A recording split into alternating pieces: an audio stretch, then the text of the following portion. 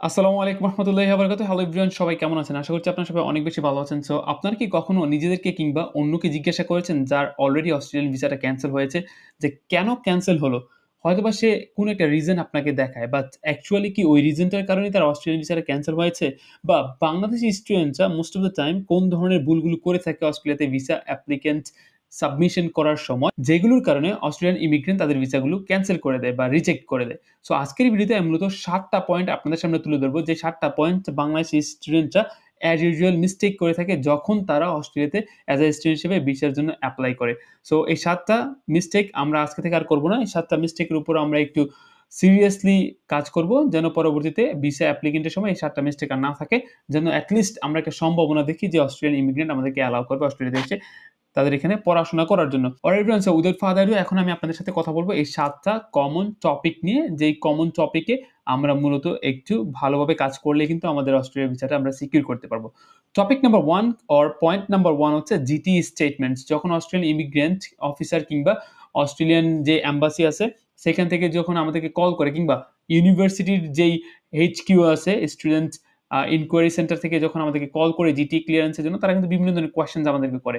So আমরা কি করি, অনেক সময় এই কোয়েশ্চেনস গুলো ফ্যামিলিয়ার না হওয়ার কারণে, অথবা তাদের কোয়েশ্চেনস প্যানিক নিয়ে কিন্তু আমরা উল্টাপাল্টা অনেক সময় অ্যান্সার করে দিই।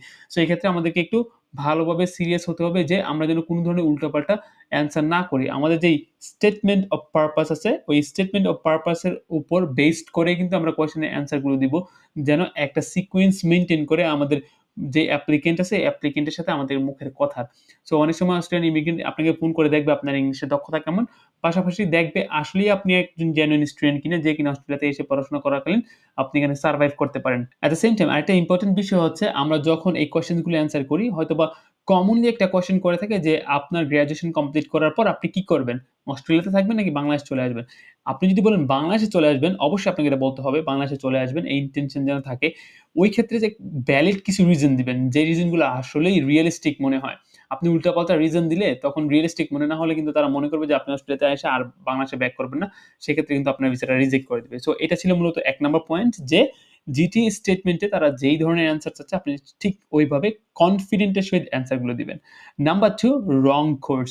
আমরা কি করি, আমরা এইচএসসি তে পড়ি অনেকে সায়েন্স নিয়ে, কমার্স নিয়ে, আর্টস নিয়ে, কিংবা আমরা হচ্ছে মাদ্রাসা ব্যাকগ্রাউন্ডে অনেকে পড়াশোনা করে থাকি। বাট পরবর্তীতে আমরা কি করি, অস্ট্রেলিয়াতে যখন আমরা ভিসার জন্য এপ্লাই করব, আমরা রং কোর্স চুজ করি। সো ফর এক্সাম্পল, আমি সায়েন্সের স্টুডেন্ট, সায়েন্স থেকে আমি ভালো একটা রেজাল্ট করেছি। বাট অস্ট্রেলিয়াতে আসতেছি আমি বিজনেস নিয়ে পড়াশোনা করার জন্য, বা অস্ট্রেলিয়াতে আমি আসতেছি হসপিটালিটি কিংবা ট্রেড কোর্স নিয়ে পড়াশোনা করার জন্য। এগুলো কিন্তু আমার জন্য একটা রং কোর্স। আর অস্ট্রেলিয়ান কিন্তু গভর্নমেন্ট তারা কিন্তু এগুলোকে সিরিয়াসলি দেখে, যে আপনার ক্যারিয়ার পাথটা কি? আপনি ক্যারিয়ারে কি হইতে চান? আপনার আসলে অ্যাকচুয়াল লক্ষ্য কি? আপনি যেহেতু এতটা বছর সময় আপনি অতিবাহিত করেছেন একাডেমিক এই ধরনের ব্যাকগ্রাউন্ড নিয়ে আপনি পড়াশোনা করেছেন, এখন এখানে এসে কেন চেঞ্জ করবেন? সো উইথআউট ভ্যালিড রিজন এই ধরনের কোর্সগুলো চুজ করা আমার মনে হয় না যে এই ধরনের কোর্সগুলো চুজ করা আমার মনে হয় না ভিসার জন্য, পাশাপাশি হচ্ছে আপনার ক্যারিয়ারের জন্য ভালো হবে। সো নাম্বার 2, মনে রাখবেন রং কোর্স চুজ করবেন না। নাম্বার 3, অবশ্যই ফাইন্যান্সিয়াল ডকুমেন্টেশন গুলো ভালোভাবে গুছাবেন। আমরা অনেকে সিরিয়াস হই না। আমরা চিন্তা করি যে ওকে, আমরা IELTS এর পরীক্ষার পরপর যখন আমরা রেজাল্ট পাবো, এট দ্য সেম টাইম হচ্ছে আমরা ব্যাংকের কাজগুলো শুরু করে দিব, কিংবা ফাইন্যান্সিয়াল যে ডকুমেন্টেশন গুলো আছে ওইগুলো কালেক্ট করা শুরু করে দিব। কিন্তু ওইটার সময় তো অনেক কম থাকে না? সো আমরা যখন সকল একাডেমিক ডকুমেন্টস গুলো পেয়ে গেছি, আমরা কিন্তু ভিসার জন্য এপ্লাই করতে পারি। সেক্ষেত্রে আমাদের দেখা যায় একটা জিনিসই বাধা পড়ে, সেটা হচ্ছে ফাইন্যান্সিয়াল ডকুমেন্টেশন। আমরা অনেকে এফডিআর করতে চাই, বাট এফডিআর করা থাকে না। আমরা অনেকে ব্যাংকের ট্রান্সেকশন গুলো দেখাইতে চাই, বাট ট্রান্সেকশন থাকে না। সো এই জিনিসগুলো আগে থেকে আপনার করতে হবে। এট লিস্ট ১ বছর আগে থেকে এই ধরনের ইনিশিয়েটিভ গুলো নিয়ে নিবেন। মাথায় রাখবেন যে এই ধরনের ডকুমেন্টেশন গুলো আপনাকে কিন্তু দেখাতে হবে ফর অস্ট্রেলিয়া। ওকে, অস্ট্রেলিয়ার জন্য কিন্তু এই ধরনের ডকুমেন্টেশন গুলো দেখাতে হবে। সো এটা নিয়ে একটু সিরিয়াসলি আপনি কাজ করবেন। ওকে, পাশাপাশি আমরা বাংলাদেশি স্টুডেন্টরা যেই ভুলটা করে থাকি, বেশিরভাগ স্টুডেন্টরা আমরা ফেক ডকুমেন্টেশন দেখানোর চেষ্টা করি। সো অনেক সময় অস্ট্রেলিয়ান ইমিগ্রেন্ট তারা বুঝতে পারে, অনেক সময় বুঝতে পেরেও অনেক স্টুডেন্টকে অ্যালাও করে, যেহেতু এতটা অ্যামাউন্ট আমরা ব্যাংকে দেখাইতে পারি। আবার অনেক সময় কিন্তু ভিসা রিজেকশন এর কারণ হয়ে থাকে। সো এটা ভুলেও করবেন না। ফেক ডকুমেন্টেশন আনটিল আপনার এটা অনেক বেশি দরকার হচ্ছে, যেটার জন্য ভিসা একদম ক্যানসেল হয়ে যাবে। সেই ক্ষেত্রে কোনো ওয়ে থাকলে আপনি এটা ইউজ করতে পারেন। বাট আমি আপনাদেরকে বলব ফেক ডকুমেন্টেশন যেন আপনারা সাবমিট না করেন। তাহলে কিন্তু অস্ট্রেলিয়ান ইমিগ্রেন্ট বুঝে গেলে আপনার ভিসাটা অবশ্যই ক্যানসেল হবে। এট দ্য সেম টাইম হঠাৎ করে বড় ধরনের ট্রান্সেকশন আপনি করবেন না, যেটা একদম সাসপিশিয়াস মনে হবে যে না, না, না, না, এত বড় ট্রান্সেকশন কেন হলো? এরকম যেন কোনো কিছু না হয়। সো ফাইন্যান্সিয়াল ডকুমেন্টেশন নিয়ে একটু সিরিয়াস হবেন। এটা নিয়ে আগে থেকে একটু কাজ করবেন। নাম্বার 4, IELTS এবং PT. Please take this one seriously. IELTS এ যত ভালো করবেন, পিটিতে যত ভালো করবেন, আপনার ভিসা রেসিও কিন্তু এই লেভেল থেকে এই লেভেলে চলে আসবে। অবশ্যই এটা ম্যাটার করে। আমি হচ্ছে রিয়াল লাইফ এক্সাম্পল। কারণ আমার ২ বছর স্টাডি গ্যাপ ছিল। IELTS এর কোর্স, পাশাপাশি কিছু সাপ্লিমেন্ট কোর্স, পাশাপাশি হচ্ছে IELTS এ ভালো একটা রেজাল্ট থাকার কারণে আমি মনে করছি, পার্সোনালি আমি মনে করছি যে আমার ভিসাটা হইছে। IELTS এ ভালো একটা রেজাল্ট থাকার কারণে। আমার যদি 5.5 থাকতো তাহলে এই বড় গ্যাপ নিয়ে কিন্তু আমার অ্যাপ্লিক্যান্টে কিন্তু তারা অবশ্যই অ্যালাও করত না বা গ্রহণ করত না। এটা আমি মনে করি। সো আপনারা চেষ্টা করবেন IELTS এবং পিটিতে ভালো একটা স্কোর করার জন্য। Number 5 incomplete or incorrect applications. So আমরা কি করি যে অনেক সময় অনেক ধরনের ডকুমেন্টেশন প্রয়োজন হয়। সেই ডকুমেন্টেশন গুলো আমরা সাবমিট করি না।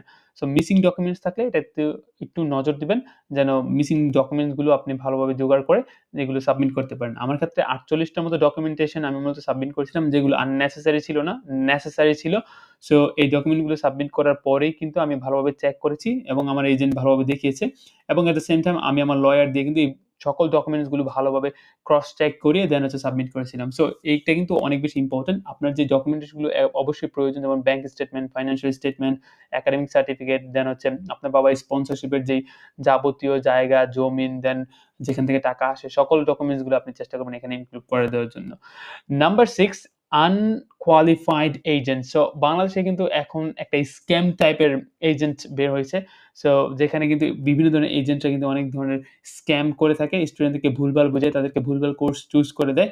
যখন তারা একটা প্রসেসিং এর মধ্যে যায়, পরবর্তীতে তারা উল্টাপাল্টা ডকুমেন্টেশন সাবমিট করার কারণে দেখা যায় স্টুডেন্টের ভিসাটা ক্যানসেল হয়ে যায়। এতে স্টুডেন্টের অনেকটা লস হয়। সো আপনারা চেষ্টা করবেন একটু ভেরিফাইড আইডিপির মতো এজেন্সি, এই ধরনের এজেন্সিগুলো খুঁজে বের করার জন্য যেন তাদের সাথে আপনি প্রফেশনালি কাজ করতে পারেন। তারা যেন প্রফেশনাল হয়, আপনার কাজটাকে যেন সিরিয়াসলি নেয় এবং তাদের যেন পূর্বে এক্সপেরিয়েন্স থাকে। আর পূর্বে এক্সপেরিয়েন্স না থাকলেও যেন সেই এজেন্ট যেন অবশ্যই জেনুইন হয়, ওইটা ভেরিফাই করে নিবেন। দেন হচ্ছে ওই এজেন্টের সাথে আপনি কাজ করতে পারেন। সো এটা থেকে একটু সাবধান। বাংলাদেশে অনেক ধরনের স্ক্যাম টাইপের এজেন্ট তো আছে এখন বর্তমানে। So last but not the least number 7 আপনার হচ্ছে OSHC রিকোয়ারমেন্টস। OSHC মানে কি? এটা মানে হচ্ছে overseas student health cover. So আপনি যে অস্ট্রেলিয়াতে আসবেন, আসার পরে এখানে কোনো ধরনের দুর্ঘটনা ঘটলে, আপনি অ্যাক্সিডেন্টের সম্মুখীন হলে, ওকে? সেক্ষেত্রে আপনার যে মেডিকেল কস্টটা সেটা কিন্তু এখান থেকে বহন করা হবে। পুরোটা না, আংশিক কিছু মেডিকেল কস্ট কিন্তু আপনি এখান থেকে মেডিকেয়ার কার্ড নামে একটা কার্ড পাবেন। ওইটা দ্বারা কিন্তু আপনি কভার করতে পারেন। সো অবশ্যই এটাকে পারচেজ করে আসবেন। ভিসা অ্যাপ্লিক্যান্ট করার আগেই তাদের রিকোয়ারমেন্ট অনুযায়ী এই যেই মেডিকেয়ার কিংবা এই যে রিকোয়ারমেন্ট গুলো সেগুলোকে পার করে তারপর হচ্ছে আপনি ভিসার জন্য এপ্লাই করবেন। সো আমার দিক থেকে মনে হলো এই যে ৭ টা বিষয়, এই ৭ টা বিষয় আপনাদেরকে মাথায় রাখা উচিত। অ্যাজ এ স্টুডেন্ট হিসেবে যখন আমরা অস্ট্রেলিয়াতে ভিসার জন্য এপ্লাই করি, তখন কিন্তু এই ধরনের মিস্টেক গুলো আমরা বেশিরভাগ করে থাকি। সো আশা করতেছি এই ধরনের মিস্টেক গুলো নেক্সট টাইম আর করবেন না। ইনশাআল্লাহ দেখবেন যে আপনার অ্যাপ্লিকেশনটা অবশ্যই গ্র্যান্টেড হবে। Wish you all the best. দেখা হচ্ছে আপনার সাথে অস্ট্রেলিয়াতে কোনো একটা দিনে, কোনো একটা জায়গাতে। Till then take care, bye bye. Wish you all the best. আসসালামু আলাইকুম রাহমাতুল্লাহি ওয়া বারাকাতুহু।